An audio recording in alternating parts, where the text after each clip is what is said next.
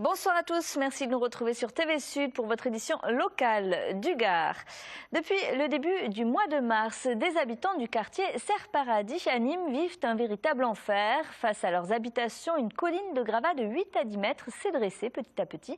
Il s'agit des déblais du chantier de l'établissement d'hébergement pour personnes âgées dépendantes de Serre-Cavalier qui sont stockés là sur un terrain de Réseau Ferré de France. Reportage Olivier Michel. Loup appartement, vue sur colline de gravats. C'est en substance ce que pourraient écrire les propriétaires nîmois de l'impasse des Hirondelles qui, en quelques mois, ont vu par leurs fenêtres des tas de pierres devenir un monticule de 8 à 10 mètres de hauteur. Avant, c'était tout plat. Tout creux, tout plat.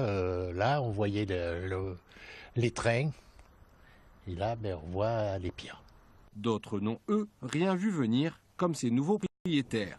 Quand nous on a acheté, il n'y avait pas du tout de gravats derrière, il y avait les rails qui sont assez éloignés. Et donc nous on a eu la surprise en arrivant lundi matin de découvrir ce monticule derrière chez nous.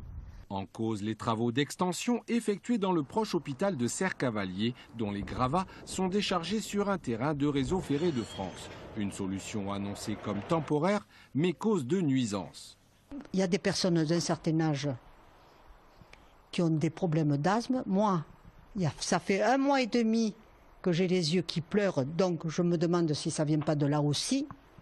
Voilà, alors, et puis on ne peut pas sortir, il y a de la poussière, il y a vraiment, c'est très désagréable. Alerté par les habitants, l'adjoint au maire et conseiller général du canton se dit lui scandalisé. Mais vraiment, il n'y a pas d'autre mot, c'est scandaleux. Regardez cette vision apocalyptique qu'ont ces personnes-là. C'est à 3 mètres, 4 mètres des habitations. Regardez le vent qu'il y a aujourd'hui, par exemple. On va concasser sur place, mais ça va être des tonnes de poussière qui vont se déverser sur ces habitations. L'élu doit rencontrer demain vendredi 16 mai lors d'une table ronde les responsables des travaux. Une réunion qui pourrait être ajournée. La société a annoncé et semble bien avoir entrepris le début d'évacuation des gravats. Franck Proust et Michel Alliot-Marie en campagne pour l'UMP en vue des élections européennes. La tête de liste Agir en Europe pour le Sud-Ouest et son second gardois ont tenu meeting hier soir à la salle des Costières à Nîmes. Durant 1 heure environ, ils ont défendu leur vision de l'Europe tout en affirmant la nécessité de garder une France forte, de ses traditions locales et compétitives. Écoutez. Voici les mesures fortes que je compte porter avec Michel et l'ensemble de nos colistiers. 1. Développer une politique industrielle commune volontaire, comme nous l'avons fait pour la PAC. Favoriser également l'émergence de géants européens, à l'image d'Airbus ou de Copernicus, capables de rivaliser avec les concurrents chinois, indiens ou américains. Et enfin, protéger nos entreprises en leur réservant une part de nos marchés publics, une sorte de préférence communautaire comme il existe aux États-Unis, et mettre fin, surtout, à l'inflation normative et fiscale qui nuit à la compétitivité de nos PME et leur permettent d'obtenir une plus grosse part de marché dans les appels d'offres européens. Mais il faut aller plus loin. Pourquoi ne pas créer une liste noire des entreprises qui fraudent et abusent des travailleurs low cost?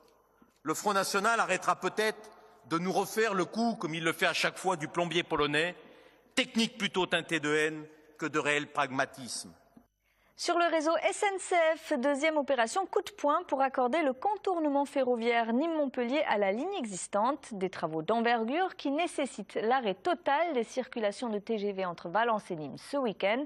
Pendant 14 heures, les équipes de Réseau Ferré de France finaliseront la pose des aiguillages de raccordement de redescend. Les détails, Alain Belon. Le chantier du contournement Nîmes-Montpellier va passer une nouvelle phase avec la mise en place des connexions entre la prochaine ligne grande vitesse et le réseau existant sur la commune de Redescend. Ce week-end, nous allons mobiliser une centaine de personnes. C'est autant de la maîtrise d'œuvre SNCF que du personnel de l'entreprise. En l'occurrence, il s'agit de Colas Rail. Pour une interruption de 14 heures, nous allons mettre en place des aiguillages qui vont nous permettre, en 2017, de continuer en direction de la future gare Nîmes-Manduel et plus loin de Montpellier Sud de France. Pour la SNCF, les 14 heures de travaux représentent 2 ans de préparation concernant le trafic TGV et 4 ans d'études d'implantation et de mise en place sur le site de Redescend. Pendant le chantier, on va vérifier les conditions de pose, on va vérifier si toutes les règles de pose de la voie, d'écartement, de nivellement en long sont On va également regarder le réglage de la caténaire, c'est le fil qui est au-dessus des voies, et vérifier qu'elle est bien centrée pour qu'il n'y ait pas d'arrachage de caténaire quand on rendra les trains. On va également regarder tous les branchements de signalisation en fin de chantier pour vérifier à la fois que le rail permet un bon shuntage, un bon contact rail-roue, et que tous les branchements permettent la circulation en sécurité des trains. La connexion de l'Atte dans l'Hérault a été la première mise en place. Les suivantes seront sur les communes de Jonquière et de Saint-Gervasy. Quant au trafic TGV, il sera entièrement interrompu entre Valence et Nîmes pendant toute l'opération. C'est la fin de ce journal. Merci de l'avoir suivi. On se retrouve à 20h30 pour l'info de votre région. À tout à l'heure.